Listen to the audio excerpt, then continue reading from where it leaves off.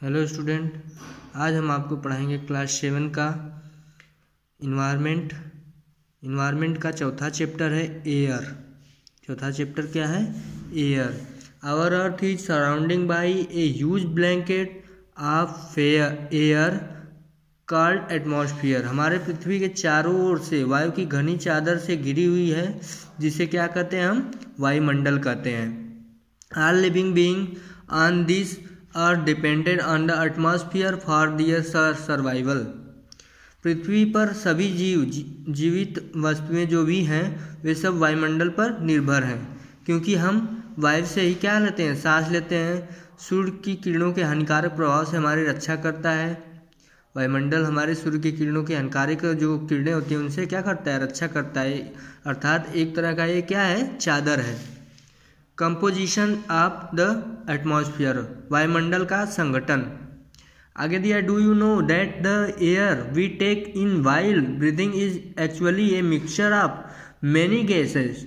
Nitrogen and oxygen are two gases which make up the bulk of atmosphere. क्या आप जानते हैं कि जिस वायु का उपयोग हम सांस लेने के लिए करते हैं वास्तव में वह अनेक गैसों का मिश्रण होती है। अनेक गैसों का क्या होती है? मिश्रण होती है। जैसे नाइट्रोजन तथा ऑक्सीजन ऐसी दो गैसें हैं जिनसे वायुमंडल का बड़ा भाग बना है। इन्हीं दो गैसों से वायुमंडल का पूरा भाग क्या हुआ? भरा हुआ है। अर्थात और भी है, इसके अलावा और भी गैसें यहाँ पे चार्ट में दिया गया है। कौन गैसें कितना इसमें है? कार्बन डाइऑक्साइड हो गया, हीलियम हो गया, ओजोन हो गया, आर्गन हो गया एंड हाइड्रोजन कम मात्रा में पाई जाती है। हाइड्रोजन क्या होती है? सबसे कम मात्रा में, और अन्य सभी गैसें इसमें होती हैं। यहाँ पे दिया गया ऑक्सीजन 21% है, नाइट्रोजन 78% और कार्बन डाइऑक्साइड इतना 0.03%, आर्गन 0.93%, अन्य सभी गैसें कितनी है? 0.04%। अर्थात इसमें ऑक्सीजन और नाइट्रोजन क्या है? सबसे ज़्यादा है। अब आगे देखते हैं स्ट्रक्चर ऑफ द एटमॉस्फेयर, वायुमंडल की संरचना कैसी है। Our atmosphere is divided into 5 layer starting for the earth of surface. This are troposphere, stratosphere, mesosphere, thermosphere and exosphere.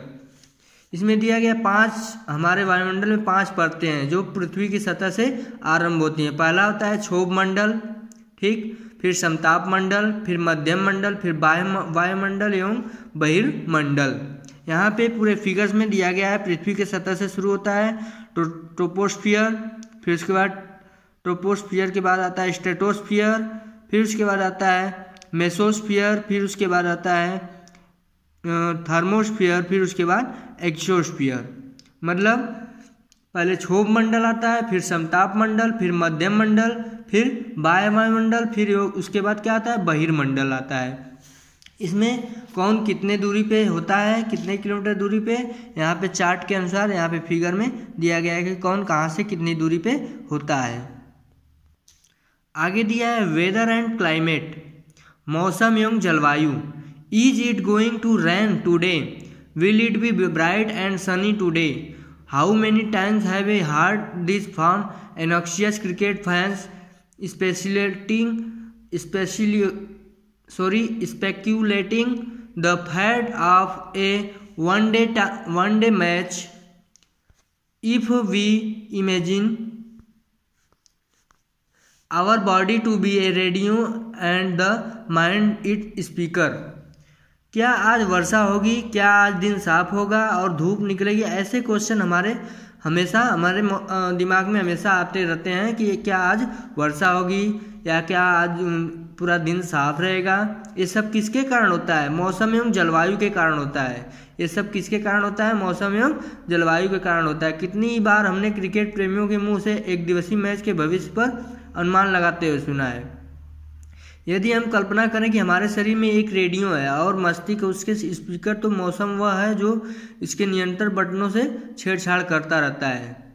मतलब मौसम ऐसी प्रक्रिया है जो हमेशा बदलता रहता है। वो वायुमंडल में क्या करता रहता है? हमेशा इधर उधर बढ़ता रहता है, वो छेड़छाड़ करता रहता है।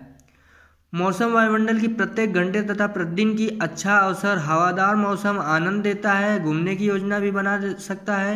ये सब किसके अनुसार होता है? मौसम के अनुसार होता है। आगे दिया गया है टेम्परेचर, तापमान।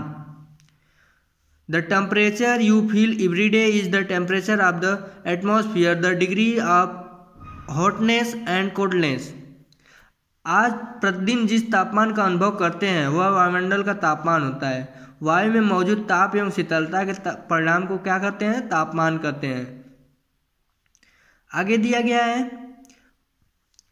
The temperature of the atmosphere change not only between day and night but also from season two season. वायुमंडल का तापमान केवल दिन और रात में ही नहीं बदलता बल्कि ऋतुओं के अनुसार शीत ऋतु, ग्रीष्म ऋतु और गर्म वर्षा ऋतु में बदलता रहता है।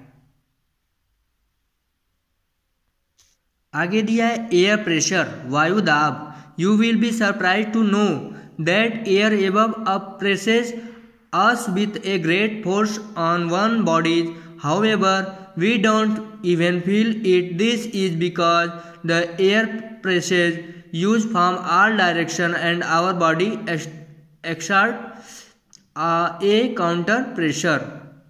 यह जानकर आपको आश्चर्य होगा, क्या सरप्राइज होंगे कि वायु हमारे शरीर पर उच्च दाब के साथ बल लगाती है किंतु हम इसका अनुभव नहीं करते हैं। यह इसलिए होता है क्योंकि वायु का दाब हमारे ऊपर सभी दिशाओं से लगता है और हमारा शरीर विपरीत बल लगाता है। Air pressure is defined as the pressure exerted by the weight of air and earth surface as we go up the layer of atmosphere. पृथ्वी की सतह पर वायु के भार द्वारा लगाया गया दाब वायु दाब कहलाता है। क्या कहलाता है? वायु दाब कहलाता है। पृथ्वी की सतह पर वायु के भार द्वारा लगाया गया दाब क्या कहलाता है? वायु दाब कहलाता है। आगे दिया है wind, the movement of air from high pressure area to low pressure area is called wind. उच्च दाब क्षेत्र से निम्न दाब क्षेत्र की ओर वायु की गति को पवन कहते हैं। उच्च दाब के क्षेत्र से निम्न दाब के क्षेत्र की ओर चले गए वायु की गति को क्या कहते हैं? पवन कहते हैं। You can see wind at work as it blows dry leaf down the pavement or uproots trees during a storm. आप पवन को काम करते देख सकते हैं जब यह सड़क पर गिरी पत्तियों को उड़ाती है। तूफान के समय पेड़ों को उखाड़ देती है। कभी कभी जब पवन धीरे धीरे बहती है तो उससे महीन धूल या धुएं को उड़ते हुए देखते हैं। ये इत्यादि इन सब के क्या है? काम है। पवन को मुख्यतः 3 प्रकार से विभाजित किया गया है। अब मुख्यतः कौन कौन से भाग हैं वो देखते हैं। पहला है परमानेंट वाइंड, अस्थाई पवनें। दूसरा है सेशनल वाइंड, मौसमी पवनें। तीसरा है लोकल वाइंड, स्थानीय पवनें। यहाँ पे फिगर्स में दिए गए हैं कौन कहाँ से कहाँ तक होते हैं, कौन सी पवन कब से कब तक चलती है, किस ध्रुव पे किस डिग्री पे रहती है। आगे देखते हैं मॉइस्चर, आर्द्रता क्या है। When water evaporate from land and different water bodies it became water vapour. Moisture in the air at any time is known as humidity. When the air is full of water vapor we call it a humid day.